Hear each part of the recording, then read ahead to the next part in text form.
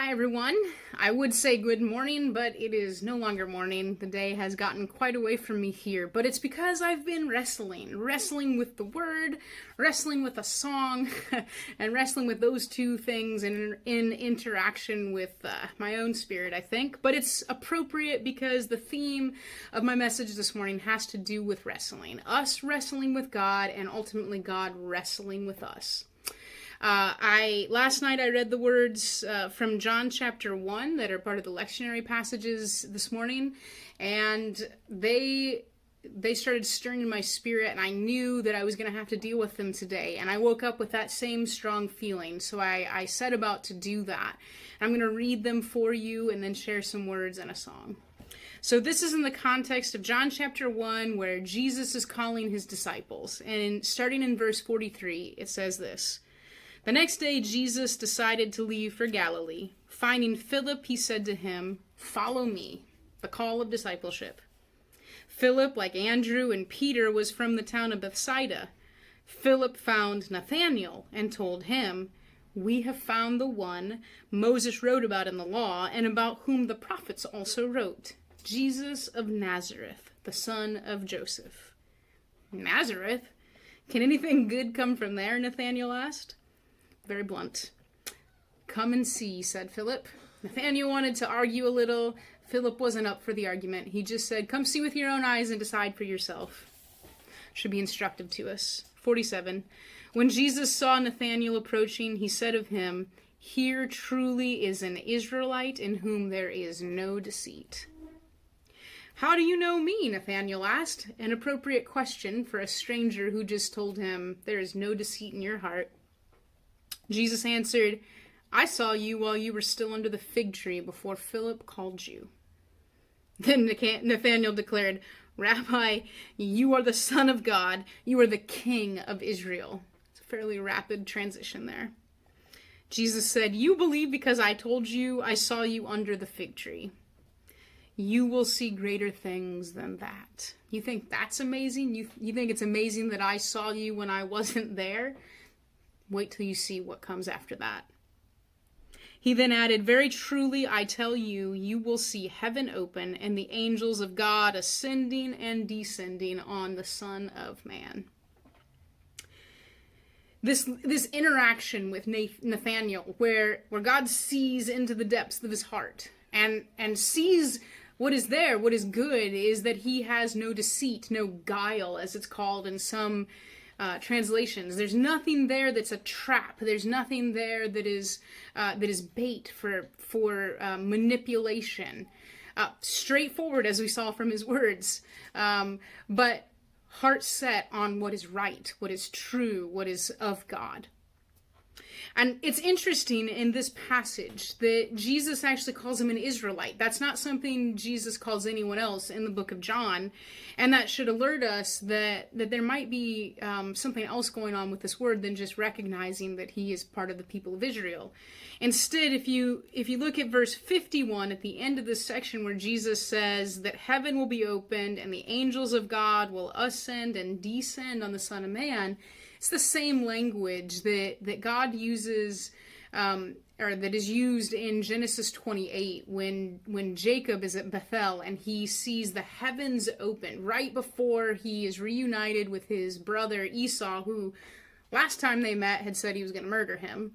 So he's in some kind of conflict, inner turmoil, and he sees the heavens opened and the angels ascending and descending. The connection between heaven and earth is open to him. That same connection is Jesus claiming is opened over him, is that in our encounters with Jesus we see the merger between heaven and earth, and we can interact with heavenly things through him. But the use of this language, as well as the use of Israel, which, if you remember, is the name Jacob is given after he wrestles with God, and the use of the language of deceit, which is a trait, a characteristic applied to Jacob in the Bible. tells us that in order to understand this passage, we need to also think through the Jacob stories a little. And so I did that this morning. And I realized that when we look at Jacob's story in the womb, from the very beginning of his life, he was wrestling, he was grabbing. That's what his name means, the heel grabber, because of the way he pulled himself. He was trying to, rip himself to first place, even in birth, with his twin brother Esau. He was the heel grabber. He was the deceiver. He was the one who his own self-will was so strong that he would do anything to get whatever he wanted. And very often he did get what he wanted through his deceit, through his strong force of personality. And yet God didn't bless him for that. No, God had to contend with him for that. And in fact, Jacob had to go on the run. And Jacob himself was at the other end of a lot of deceit and a lot of pain because of his own spirit of deception and manipulation and self-will that had never been dealt with. And I got thinking about that today, because that is something that all of us experience. Maybe in our lives, over the course of history in our lives, we've learned to manage that a bit. But I think that is the root of so much evil, is when we want something, we bite and grab and steal, kind of going to the book of James. We're willing to do whatever it takes to fulfill our own desires. That is idolatry. And I think that's what Jacob was struggling with. He was struggling with putting himself on the throne. And God had to use his life circumstances to break him down, ultimately in this final wrestling match where through the night Jacob wrestles with the angel of the Lord. And yeah, by his own kind of grit and self-will, he was able to hang on to the Lord. And he's like, when morning came, he's like, come on, let me win. Bless me. I'm not letting go until you bless me. And how does God bless him? Punches him in the hip, and he wrenches his hip out of place and makes him limp for the rest of his life. He humbles him. He brings Jacob to a place of humility, and he changes his name. He says, you are no longer Jacob. You're no longer heel grabber. You're no longer the deceiver. Now you are Israel. You are one whom God has contended with. God has struggled with you and has overcome you. And I thought, man, we all need to be overcome by God. We all need in our spirits for God to come and contend with us, to contend with the places where there is still deceit, where there is still self-will that rises above the Spirit of God. And I think that's the thing here. When Jesus saw Nathanael, his own spirit saw what was deep in Nathanael's heart. He says, you're one in whom there is no deceit. There was something in Nathanael that had already begun to wrestle with his own nature, with his own self-will, with sin. And Jesus pointed that out, and it made Nathanael, I think, open to seeing the reality of who Jesus was, right? What does he call him? Rabbi, the teacher, the Son of God, the King of Israel. He saw it. It was revealed to him. And Jesus is like, you don't even know the half of it yet. Wait till you see more. If you stay here in this place with me, surround yourself with me, focus your attentions on me, you will see the heavens opened and the angels ascending and descending. You will interact with the heavenly things. Greater things are yet to come.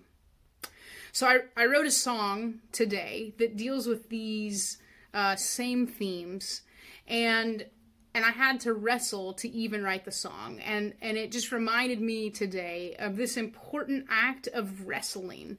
Not wrestling as the world wrestles to get our own will, but wrestling in an act of even just kind of like grappling with God, of submitting to him, of allowing ourselves to be in the place where he can kind of come and wrench our hips out of place and overcome us, and asking him to do that, to reveal those places in us that have not been yet submitted to him, so that we can be changed and so that we can have hearts that desire the greater things. I'm not going to read all of the words to you. They will be in the description of the song, but I will read the ending kind of bridge. And it says, wrestle with me, O God, and change me. Contend with all that wars inside of me, all of those competing desires. Wrestle with me, O God, and change me, that greater things my heart may desire. And the ending of the song says, let me see.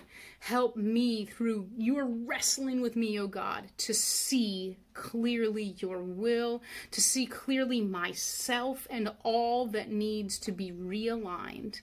And then the chorus of this song says, it's kind of sung from us to you, to all of, if we were to sing it together, the congregation singing to one another, come now, won't you see the Christ? Moses told us he would appear. Come now, won't you see the Christ? The Spirit's prophets knew of him. What we need is not something that is unattested in the entire scriptures. It is there from beginning to end. It is why idolatry is such an issue through the entire Bible.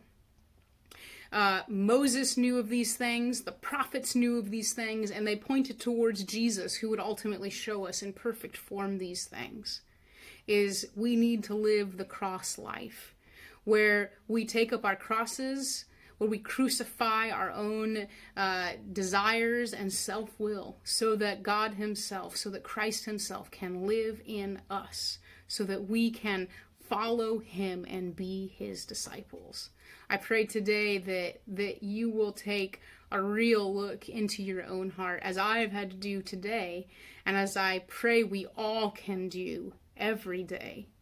And that you would pray, I ask that you would pray with me today in boldness, that Jesus, that the Spirit would contend with your spirit, that you would see clearly all that needs to be revealed, so that you can receive the greater things that the Lord has for you, and that as his church we can receive the greater things that the Lord has for us. Amen. Come now, won't you see the Christ? Moses told us he would appear.